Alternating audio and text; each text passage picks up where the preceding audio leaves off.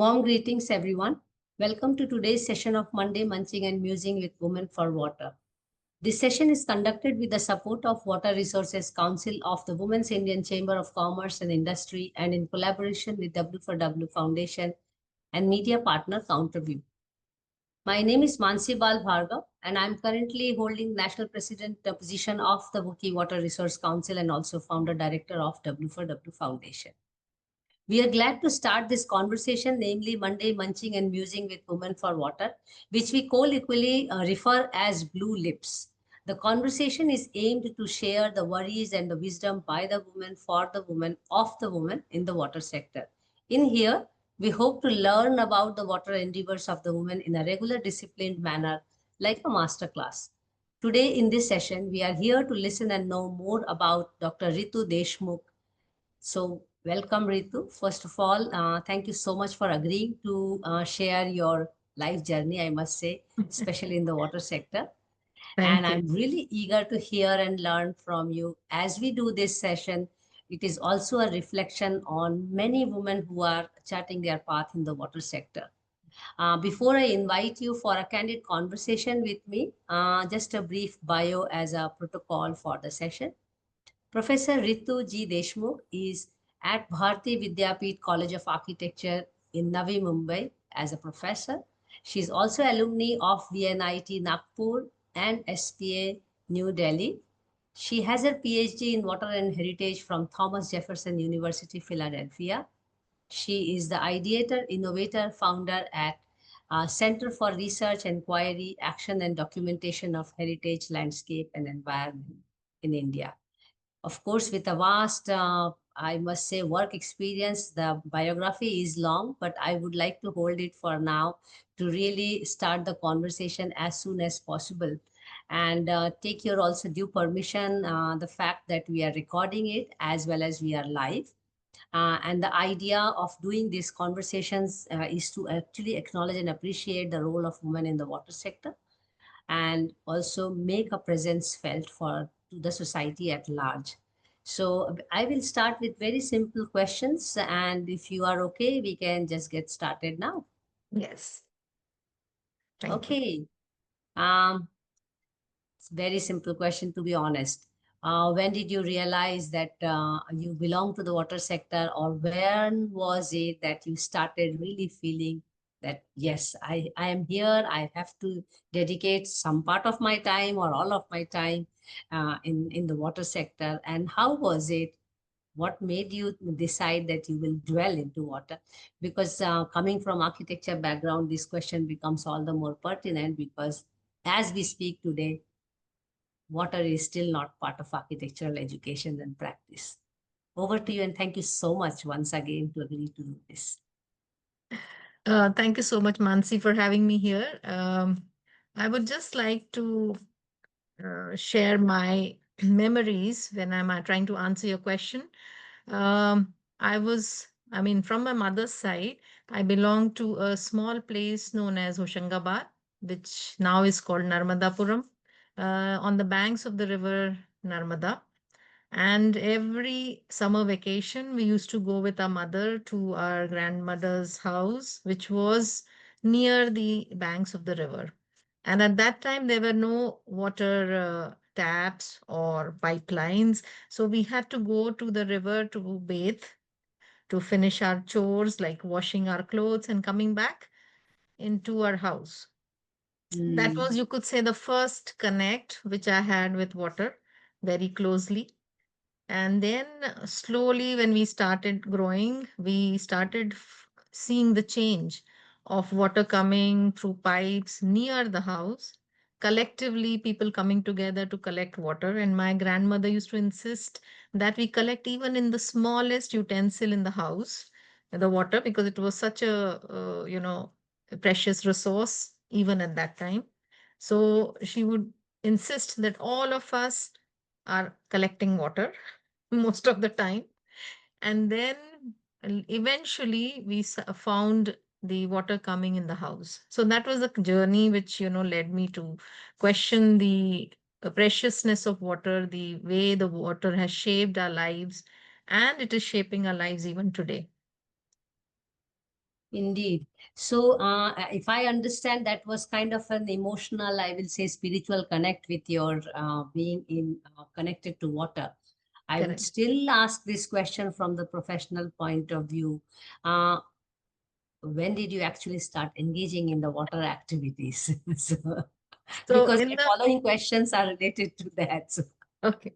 So in the architectural profession, when I was mm, inclined towards learning traditional history, mm, and in my master's, I have been a mm, postgraduate uh, degree mm, holder from SPA Delhi in mm, architecture and heritage conservation.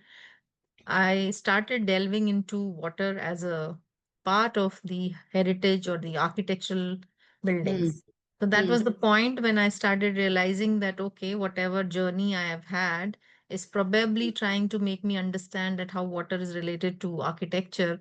And from there, I started, getting into the aspect of connecting with water and architecture. mm, mm, I would take classes. I would make my student understand through history how water is important part of architecture, historically, traditionally, and how is it relevant today. Even in the modern architectural masterpieces, you would see water is an element which has never been absolutely. overlooked by the master architects. So that Yes. was one of the points which made me realize. And full time, you would say the main focus started after COVID when I started working on my PhD in water and heritage. Before that, I was doing a lot of documentation of cities, traditional cities in India, which were along the river or water bodies. So that was a point when I started, connecting water and heritage and water and architecture. Interesting. And I must say at this moment in time that we had a wonderful session with you on Friday Waters Thesis Club, where anyone who is interested to watch your PhD journey in nutshell, I must say, that's a series, that's a session one has to look at what you did in your PhD. And it was a very rigorous session we had with you. I would like to ask you again from there, because we also had a session on a film which you also collaborated with more artists and all, and there was a series of film.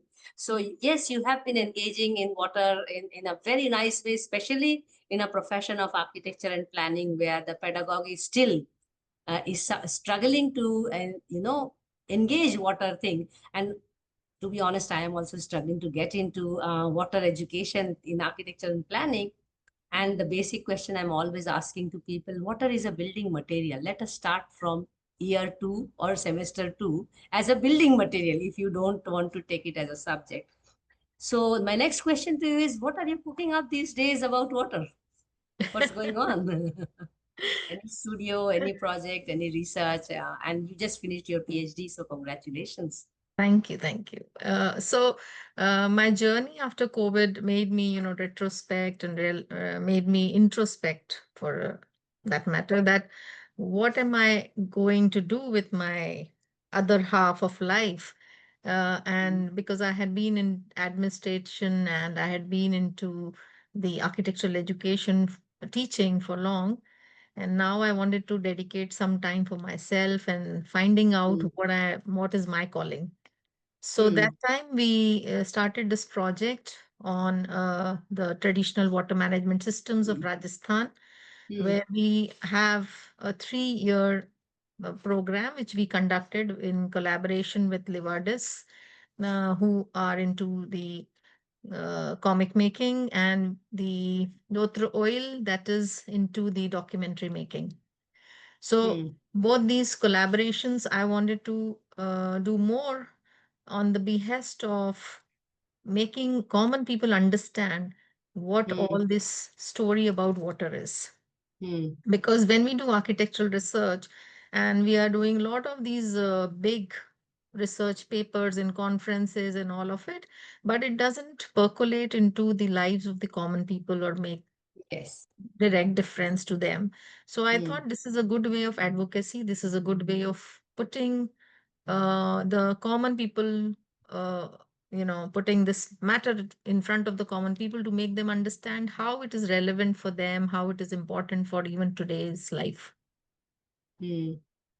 So that is one of the projects which will culminate in November, where we will be showcasing all the 3-year work in Delhi, in collaboration with Alliance Francaise.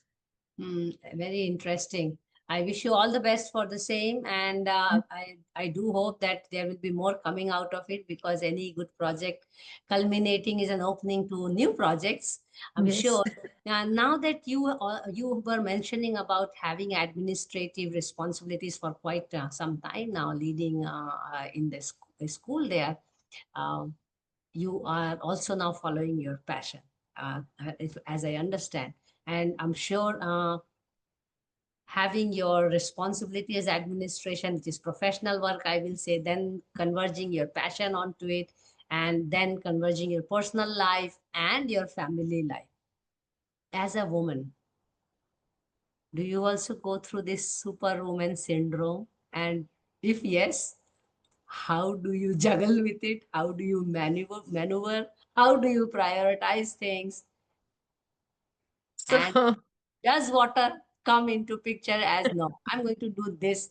I mean, I am asking this question because for me now, it's almost like anything that has to do with water is my first priority. Rest can wait. So I mean, I feel it is too much of an obsession. But I'm just curious to understand, I mean, as a woman, because many women have not yet actually documented their vast amount of work and the contribution they have made in the field. So, how are you juggling with all these responsibilities? And we ourselves are responsible for our own growth, which includes passion, but also includes peacefulness, health, and all those things. Over to you. so I would say that I'm very blessed in the way I have been supported by my family, both Mm-hmm. my mother's side and my husband's side. Uh, uh, like my father was a very visionary kind of person who would always, um, even having both children, I mean, both of us siblings were girls, but he never ever made us realize that we were girls, and he would always throw us in locations which are out of our comfort zone.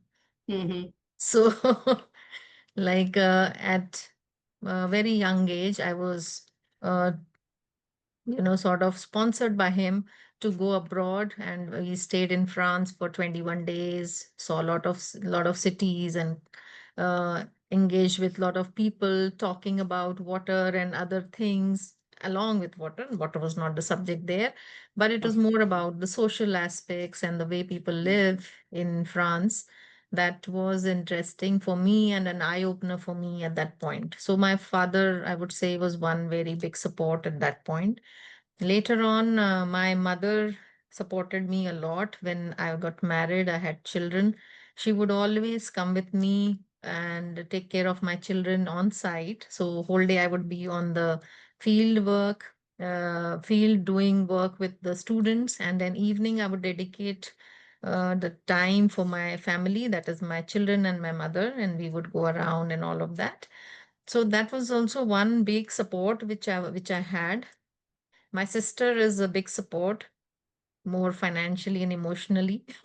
Mhm. So all these passion things take a lot of money also, and Of you course. have to have support.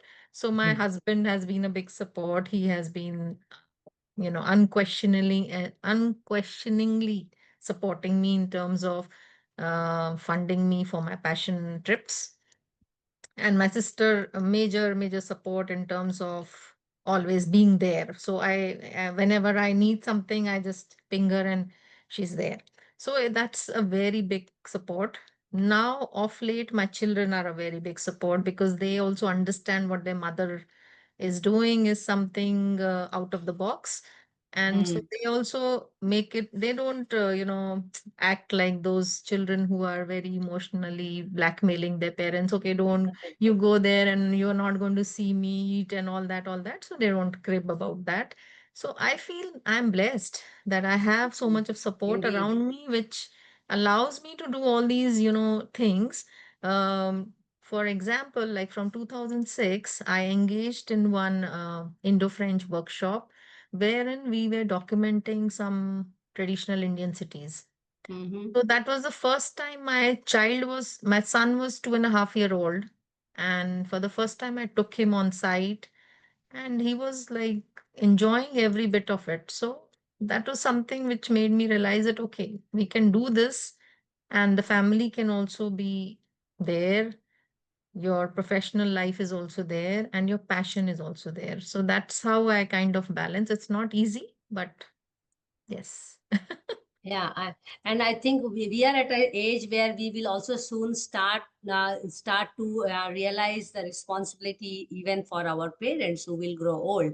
So as soon as the children responsibility are getting lower, but parents' responsibility will also. So I mean, it helps, but they are also standing with you, which is extremely helpful. And to have a good professional life, it is also very important that you have a good personal life, and then it's, they complement each other. So good to hear about it. Let's move on to some questions on leadership.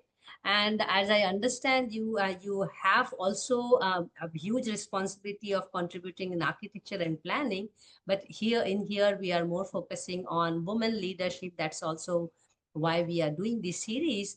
While we celebrate women leadership through this program as well as Wiki Water Resource Council, we also realize where women in water sector stand today. I mean, globally, it's 1 in 5 water professional is women. In India, it is less than 1 in 10. So, I mean, knowing this kind of stage where we are, I feel we are still, walking slowly towards achieving some kind of inclusiveness in the water sector. But my question to you is, why do you think there is so meager presence of women leadership in the water sector? I mean, that applies to architecture also, to be honest, but I would like to focus in the water sector for now. It's Uh, really serious, huh? yes, and it is a tricky question because I think we are still living in a men's world, Mm, even though we might say we are growing very fast, and you will find women mm, almost at all the responsible position that you might mm, see, but we are always considered to be second in mm. terms of, Yes, we are second. presence. Very well put. So I have had this experience in first hand when I was leading my architectural college, that even though you might put in your 100%, sometime even put the 200. job Mm, as a priority over your mm, family, it's always that, oh, you will not be able to do this. mm, So that is something that mindset needs to change. I think that mm, is the primary reason we need to, and as women, I always believe that we have to be holding each other's hand, supporting mm. each other, empathizing with each other, and Yeah, making a ladder for each other. I think indeed. that is where even the Indian community and Indian society women lack.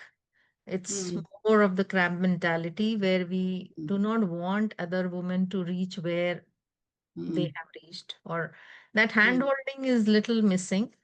So mm, on a personal note, I do that.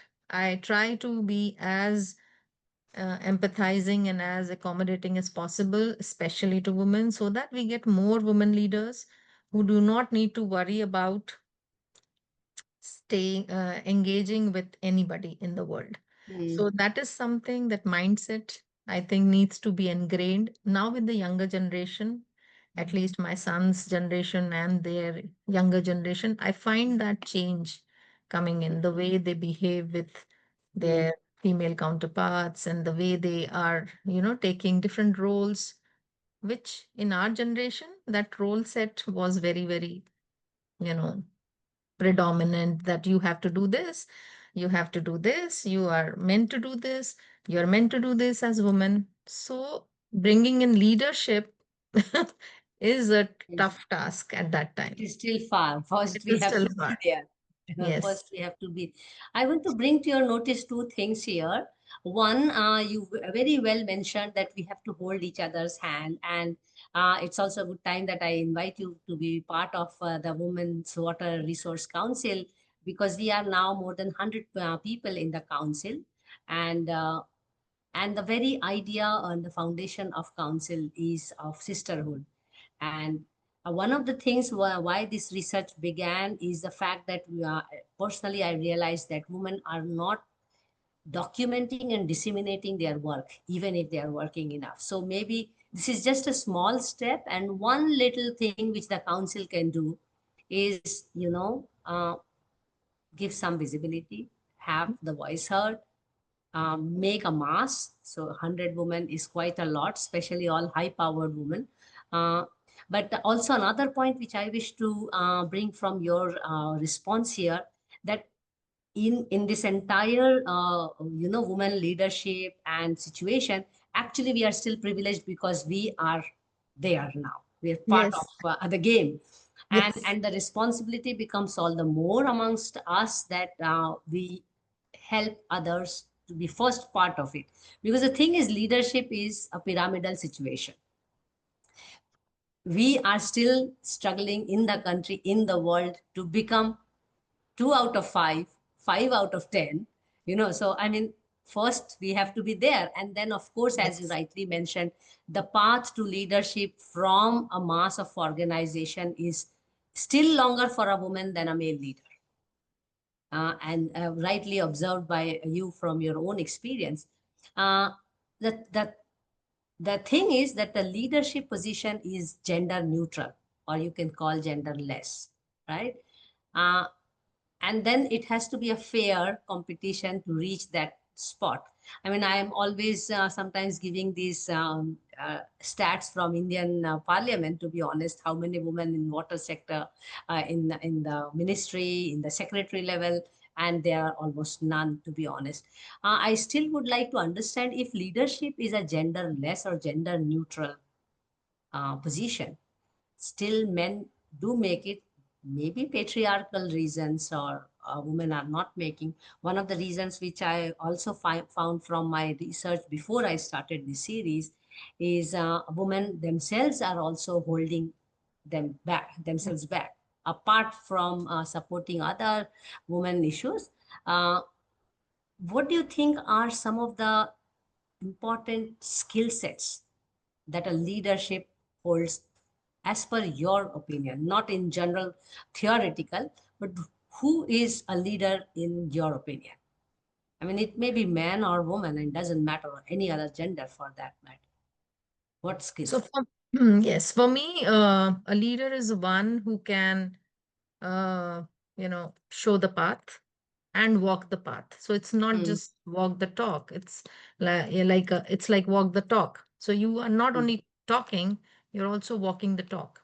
mm, So that is one big quality which I think a leader should have. The mm, second thing is empathy. mm, Empathy is very important in today's world. I know earlier the leadership used to be more dictatorial. So if I have to mm, get work done from people below me or people who are subordinates, I would just say, okay, discipline, 9 o'clock you have to be here, and 5 o'clock you have to leave here. So it was very pronounced. Today, mm, through my personal experience, I know there are people who have lot of issues back home and they're dealing mm, with it and they're coming here and working for us or any leader. And if you have empathy, if you understand their point of view, you will get 100% more productivity from their end because mm, they feel that, okay, you understand them, you understand mm, how the situation is with them and how much of things they are struggling with still coming to perform. So that mm, performance is improved if you empathize with the mm, people. So that is a good quality for leadership.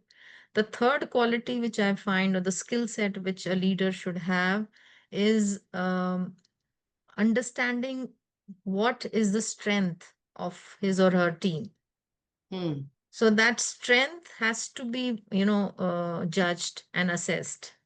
mm, If you give the job, like many people give this example, that if you give the job of climbing a tree to a fish and of a swimming monkey to to a swim. yes, so it's not going to give you results. So Yeah.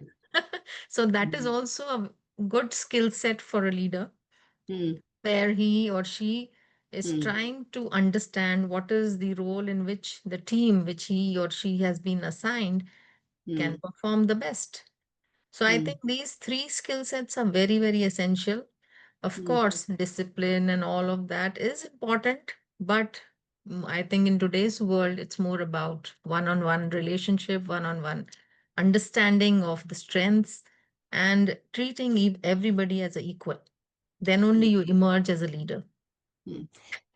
Just a tricky question here. Do you think that actually the points which you are mentioning are talking about more feministic values, whereas for a long time leadership, you use the word dictatorial or autocratic, um, also emerged from the very idea of patriarchy. For Yes. that matter, the definition of success itself, I find patriarchy or masculinity. I think I will use the word masculinity, the very idea of leadership or success. For, I mean, personally, I have always questioned success, why I should be successful, I mean, I have a serious question about being successful. And because I question it, because I find that definition of success is quite masculine. Yes. Likewise, for a long time, our idea of leadership was quite masculine. Do you think the way you are defining, of course, it is your perception which I have asked, but do you think that the society is also changing towards these subtle feministic values, that they will look at leaders like this? Because at this moment, the way the world is moving, actually leadership is not looking the way you would envisage, or you wish to have a leadership like that. It's a tricky thing.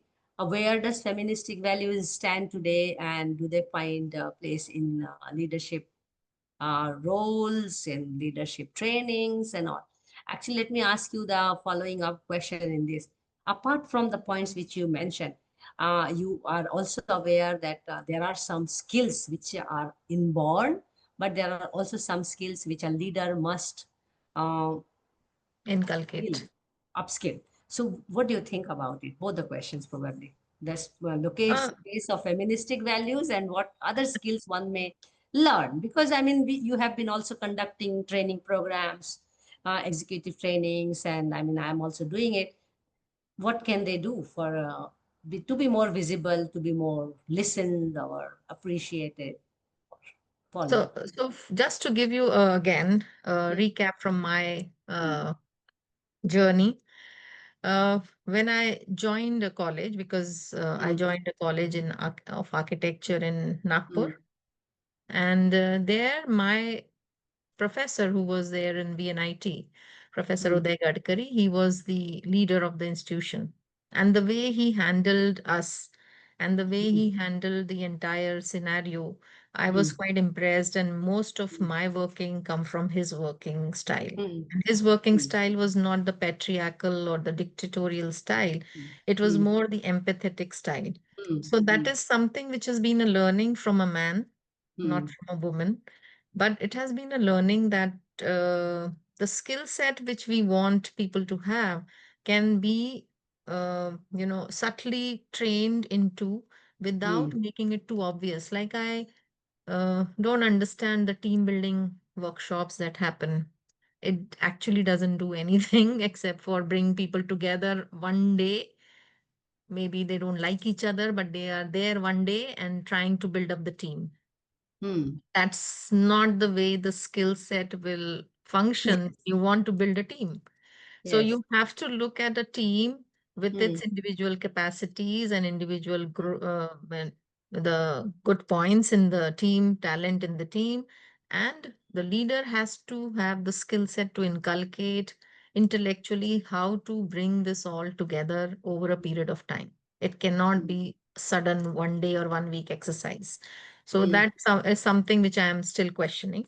Maybe mm. that is again patriarchal way of working, that okay, bring everybody together and they have to make do with each other.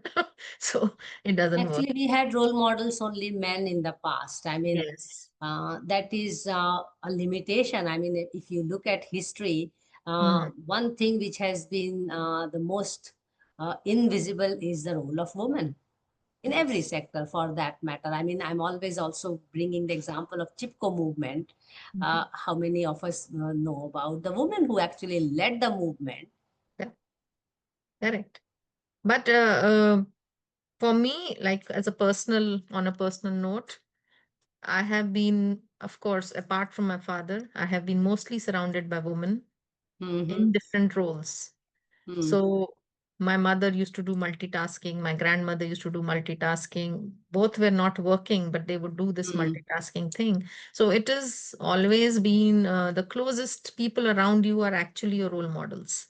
Yes, And the way you absolutely. behave is Mm, a reflection of what is the way you mm, have grown up.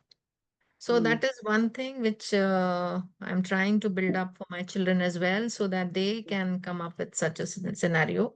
Coming back to your question about the leadership skills, uh, mm, I think you are correct in saying that some people are born leaders while other have to develop that leadership quality when it is thrown on them. mm, So, for example, for me, I was very reluctant to take the leadership role in my institution because I mm, knew the kind of patriarchal working mm, which was happening in my institution. So I mm, was reluctant that I didn't want to get into that space. I was very happy doing my research and my forays with the French school, and I was free and ready to do follow my passion. But then when it came on my head, I had to change and I had to develop certain intellectual skills, certain mm, diplomatic skills, certain way of behaving with people. And all of that was something which was new to me. So that mm. is something which you go on developing as things are thrown over you and you have Mm. to take up responsibility. Mhm. Interesting. I mean, when you said, I was already thinking, it was ringing bells in my ears that uh, I might have received so many invitations to lead institutions, and just the fact that I always wish to flow like water and remain free. And it's only late that I realized how important it is for women to really take up those opportunities to lead the institutions. And Yes. when I look back and into my literature review of women in water, I feel that many women have actually not taken this responsibility, not because they don't wish to, but also because they are already carrying that superwoman burden. I mean, to do Yes. so many things, and then it's the speculation and also their own self confidence. Should I take one more responsibility? Should I do get into this? And the fact that which comes out very clear from many conversations in the past. And by the way, you are 81st conversation today. So and the fact that women have a very thin margin of errors in the leadership position, while men have very wide margin to to experiment, to explore, to fail. And women are very conscious about that fact as well. But again, going back to this idea of success and fail, I mean, I want to move on to the next question and it come out from leadership question to the idea of associations and councils as a professional, and especially as a professional who would like to grow as a leader. What do you think? I mean, in architecture, we do have IIA, Council of Architecture, and I'm now introducing you to a Wiki Water Resource Council, but I'm sure you are also part of other councils and association. As a early career professional or as a mid career professional who may be aspirational or who has these qualities of leadership, what do you think these councils and associations can really work for the person? Do you think the relevance of these councils and association? So this is again, you have put me in a spot because from my Be personal, candid, be very, yeah, very natural. from my personal journey, I would say that earlier when we were in Nagpur, we had associated for a bit for with IIA, that is the Indian Institute of Architects. But we found that kind of networking that happens within your group, like it's all architects. Hmm. That is not the conducive environment for growth. So I Hmm. find nowadays that people have moved into BNI, where they Hmm. find interdisciplinary mix of people, Hmm. Hmm. and they find more growth opportunities when they are moving in an interdisciplinary group rather Hmm. than breeding in your own group or your own Hmm. community. So the So I group is important, but what yes, kind of group, you are very clear about it, and yes. good that you raised this point. So I have found that if we are only in one of in the group which we are, kind of Mm, working on the same people again and again, if you go on mm, seeing, it doesn't make sense. It is like, oh, we met in the morning. Okay, we're meeting again mm, in the evening. Maybe the agenda is different, but it's the same mm, people.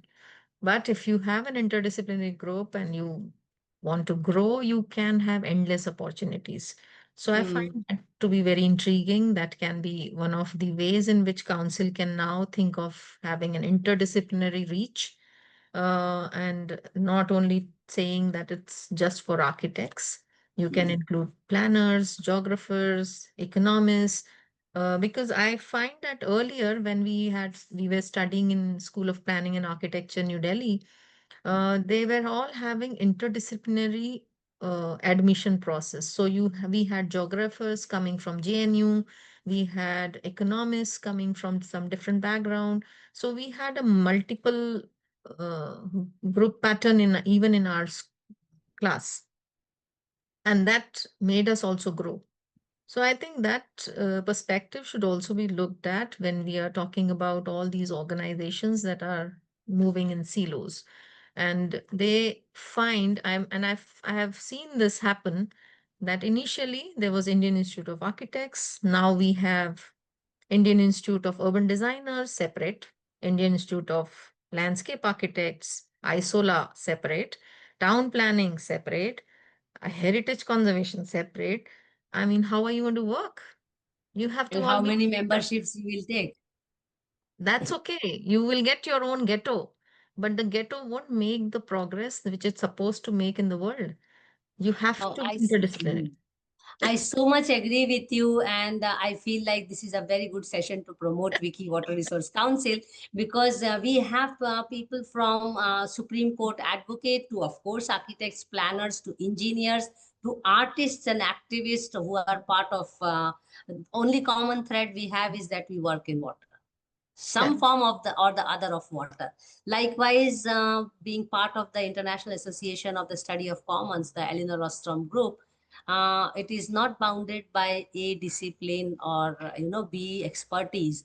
And I so much agree with you, being part of both these associations for so long time now. I mean, Vicky, I'm already heading it for 3 years, one more year to go, and I just want to surrender myself to someone else. But with the Commons Group, I am there since 2009, and I barely meet architects and planners. And the kind of conversation we have is completely different. And the kind of collaboration also I am holding from, as I mentioned, from activist to advocate to academician, everyone is there. So the disciplinary boundary is, I will say, delimited or blurred. And I think that's a very good point you raised for being part of the council. And personally, I have also realized that these associations and councils are important to make a mass. But when we are forming the Wiki Water Resource Council, the agenda is much more than the water itself. The agenda is also to make women in the sector visible, Involved. as a mass. So Okay. I would like to ask one more question related to council here. Uh, Again, imagining that you are part of some councils and associations, uh, how do you think they are benefiting an individual to grow, as well as how do you think as an individual or an expert we can contribute to it? I'm asking this question to not only a non-wiki water resource council member, but also to the council members, so that we can take up some activities through our guest, and also offer some activity to the guest. So that's why this question. Okay. So I would say that all the councils that I have been a part of have their own strengths. I don't deny. They are bringing people together. They are bringing like minded, or you could say like degree holders together. Hmm. But but there is a but. So Hmm. that but is to be solved by making it more interdisciplinary. And Hmm. that but can also be solved by Hmm. making ourselves more open to the Hmm. fact that architecture profession or town planning profession or any profession which is talking about people, place, needs to have a more grounded approach to it. Hmm. A Hmm. grounded approach means that you need to be connected to the people, you need to be connected to the masses more Hmm. than just cater to the elites. And Hmm. architecture profession, in many of the cases, is becoming one which is catering to the elite. Hmm. So that's why you Mostly, have this. actually. Mostly. I didn't say that. Okay. No, So, it's my statement, so I can live with it. But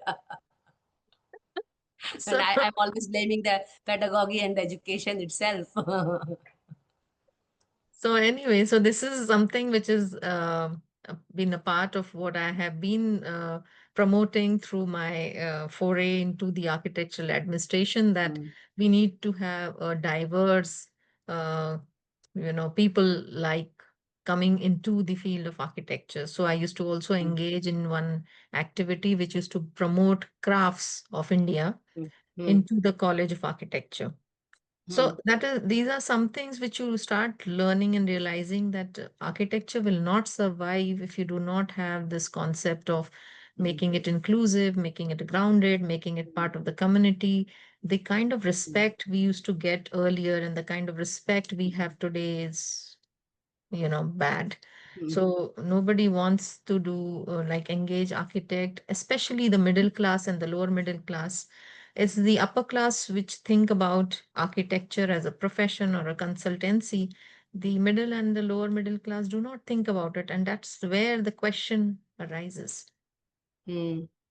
Very interesting. I mean, let me just open the floor right now to our participants here.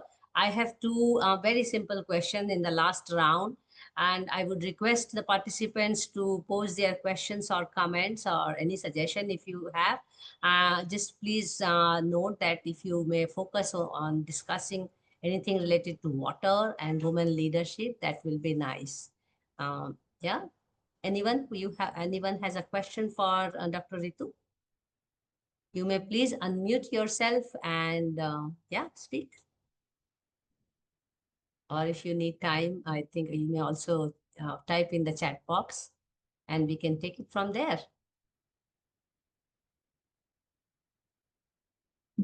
All right, let me ask you a question, and I'm going to tweak it a little bit because we both come from similar background of architecture. Uh, any message to the younger generation about role of water in the built environment and how they should really see it as part of architecture or built environment and why it is important for that matter. So I have been telling people who know me since quite many years, that the next world war is going to be on water. Hmm. So that is the importance of water. It's And already on it. We are already on it in a couple that's of what I years. had said maybe long back. Yes, even in People India for that matter. So that is something like we Hmm. have been, this is one of the essential commodity. And the day it got bottled into Bisleri was the day it's Hmm. all started into capitalist realm. Hmm. So the Well younger put. Hmm. generation has to understand that water is an important component of our Hmm. living lifestyle or our world. And the most important thing we need to do now is for the younger generation or the next generation to make them realize how it is part of our lives, how it is part of our architecture, how it is part of our town planning. Hmm. Everything we talk of is somewhere connected to water. Hmm. Hmm. So right from history, our civilizations have grown alongside water, and cities today want to grow along water. So you have this connect about with water every civilization, in every age or every part of our history as well. So this is what I would like to convey to the younger generation, that move ahead with water as an essence, as a part of your life, but move with ethics and move with this thing in your mind that you cannot buy the basic necessities which are needed for living.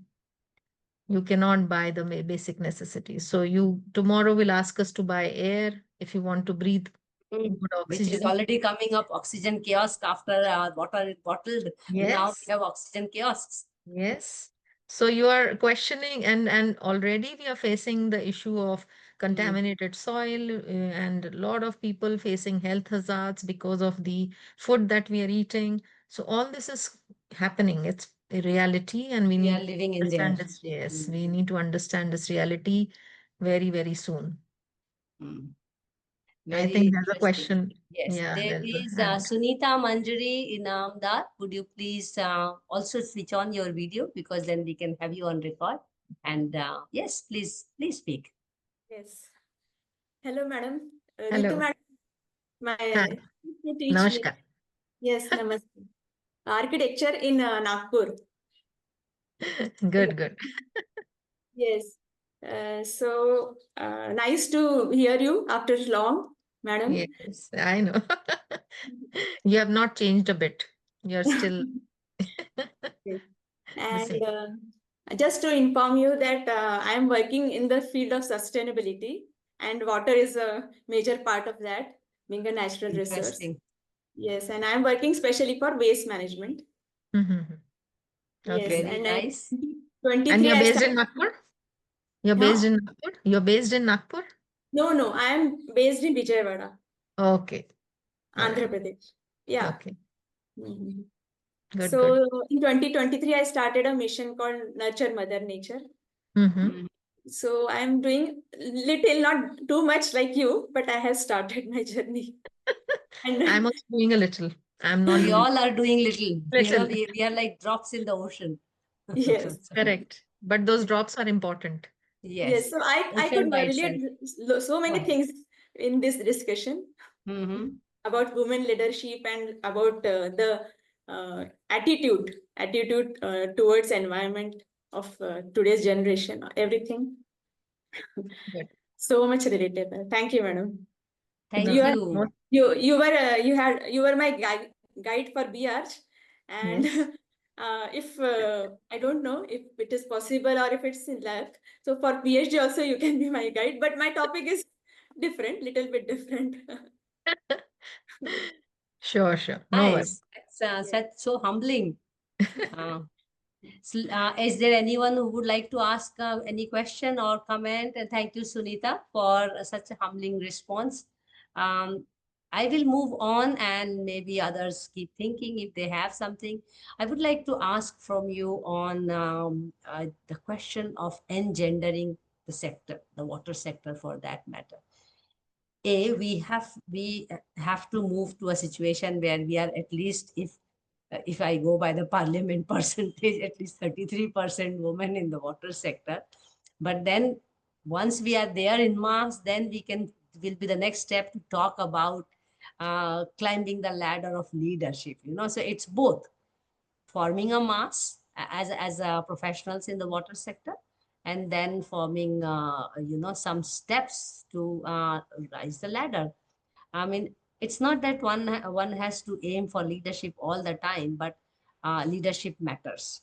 It also changes the direction of discourse, the direction of development, everything.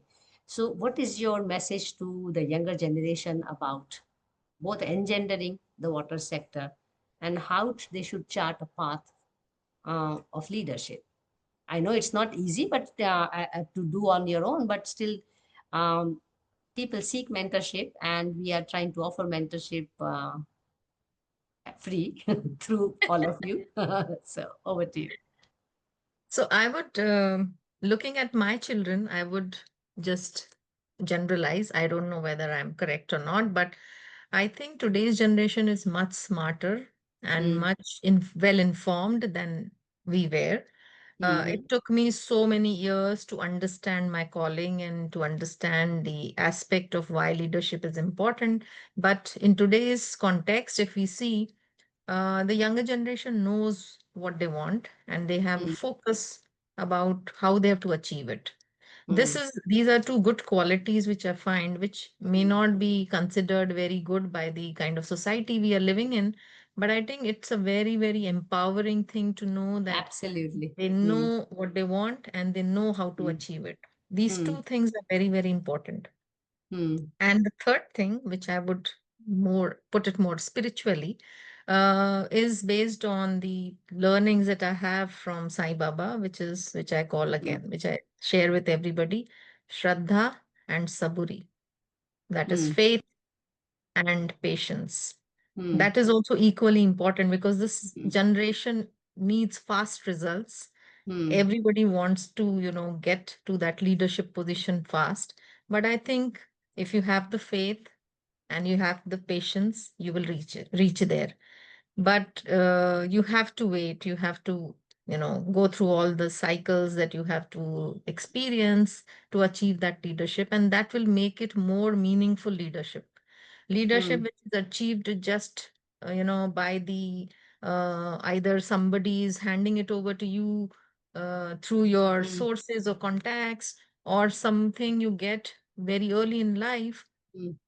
you might not be able to realize the whole power of that leadership.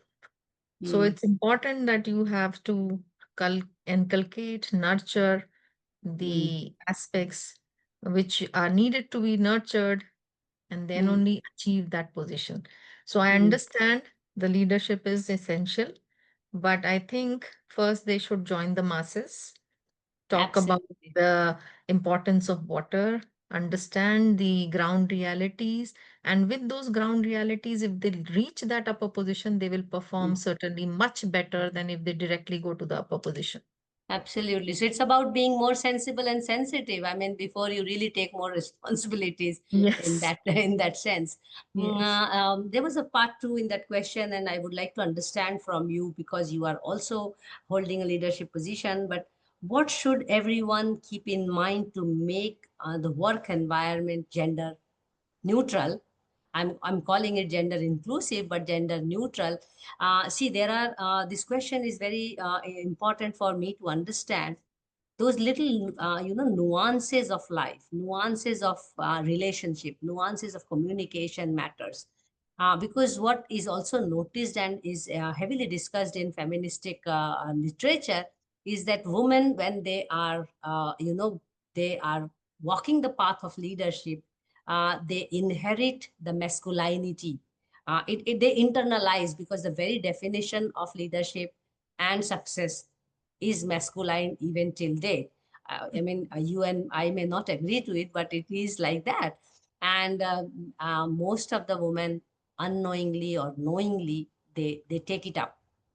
So I mean, I do recall some of the women conferences I have gone, and I have also made this strong remark that yes, I do see a lot of women, but I also see masculinity, not really the whole discourse on femininity.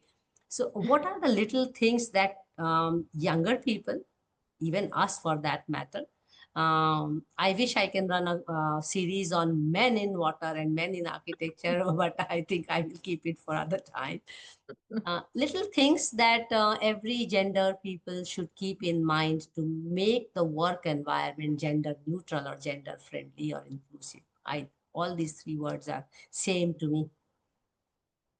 So, as I had spoken earlier as well, I would like to reiterate that point of empathy. I think Hmm. that will make Okay. a lot of difference.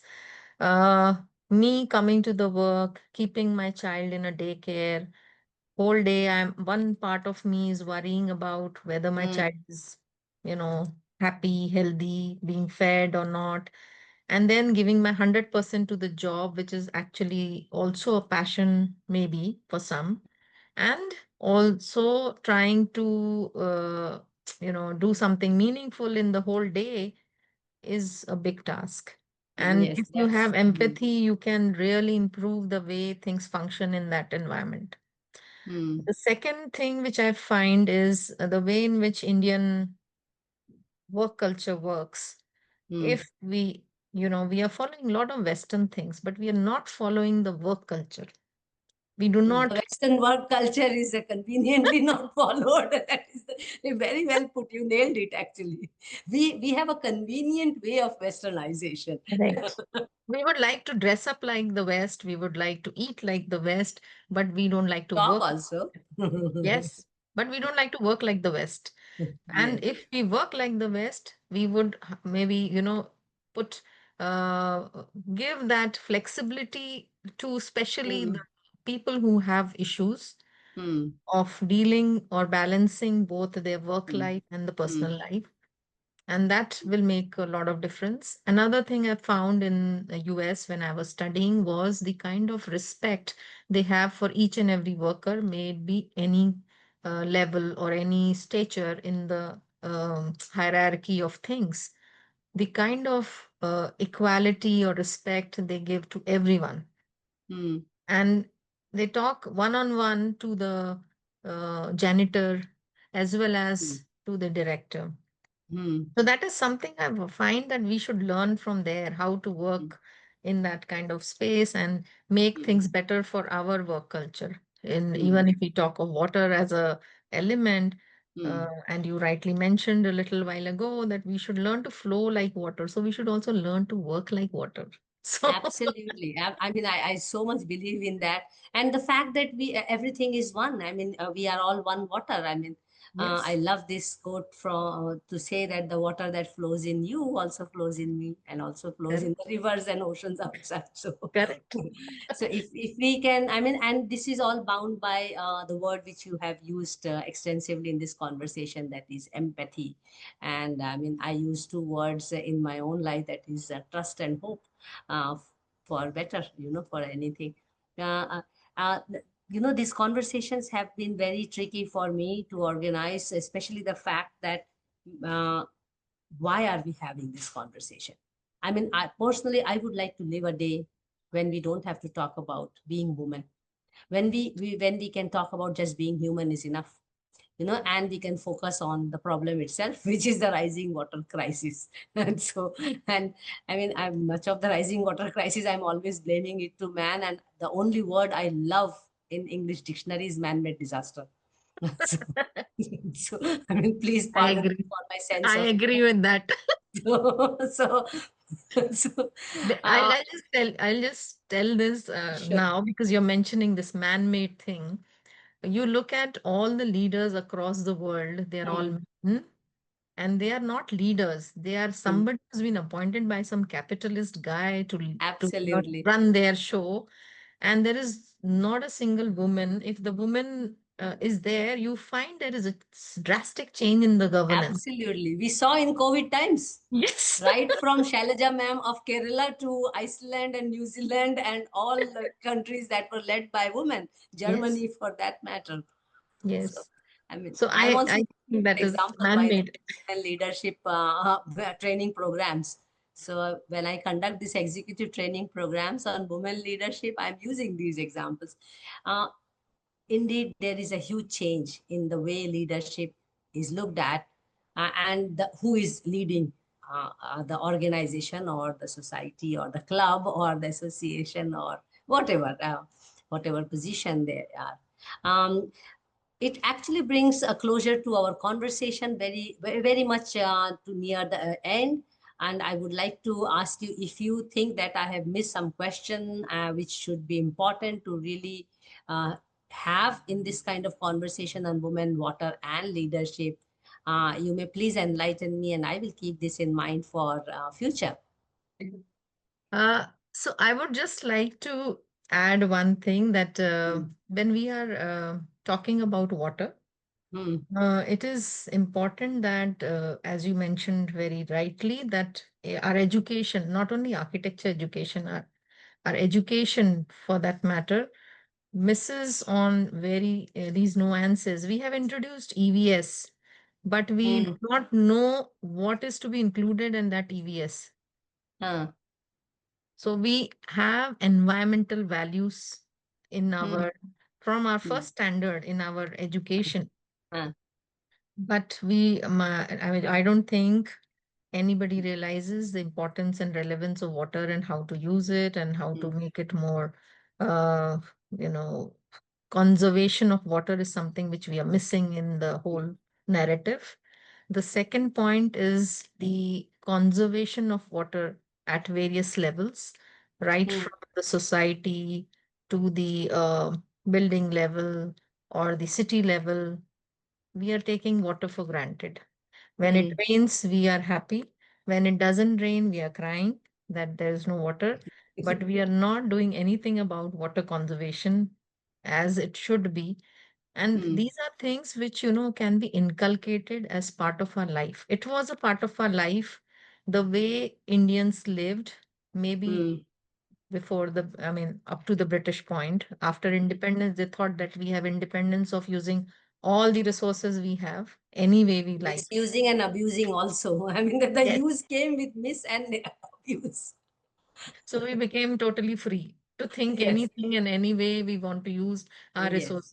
So sometimes I question this thing, who gave the right to us to Mm, use water as we are doing now, mm, to change the course of rivers as we are doing now, mm, to break the mountains as we are doing now for our aggregates and all our uses. mm, So, who gave us the right? Did God come and tell these people that, okay, you can break this particular part of the mountain? mm. Is that how it works? So, these are questions which are always coming to Yes, my mind. That, absolutely, and we keep pondering about it.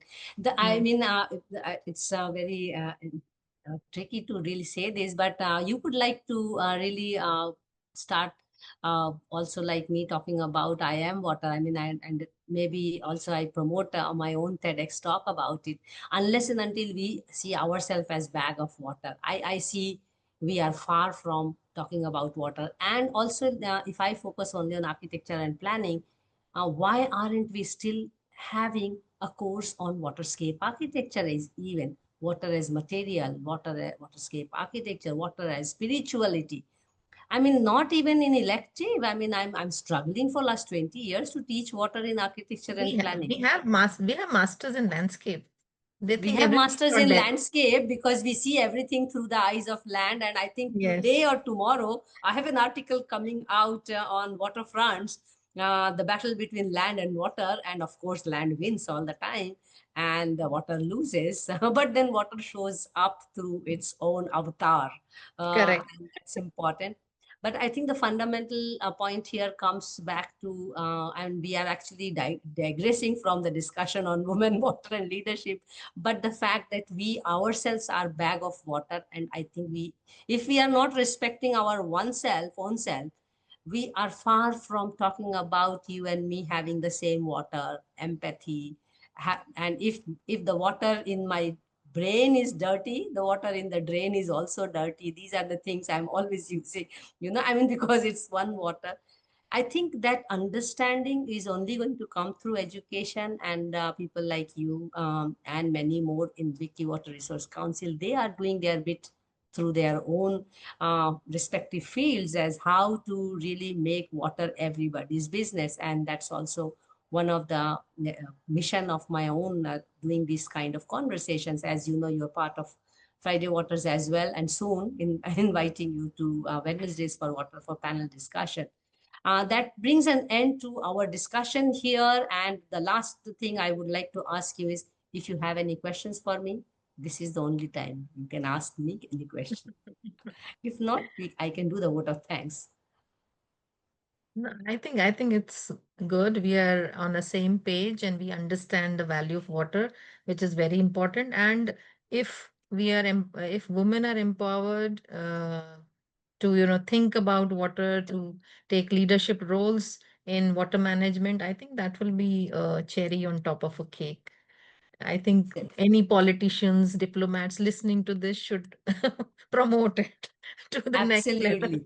If they don't, we have to push. I have been knocking many doors and saying, "Manels here, please ask us. We will provide you the right, credential of women to be part of this discussion, to be part of this policy team, to be part of committee." I think one of the tasks which we are taking it very seriously at Wiki Water Resource Council is to make sure that we can really push the presence of women in most of the team that are, or the committees that are formed related to water.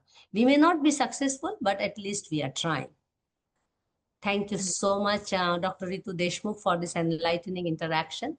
I felt the conversation was flowing like water, and I definitely enjoyed it. And I hope you felt the same and enjoyed this conversation. May you remain an inspiration to all of us, and it's so grateful to have learned about your water endeavors.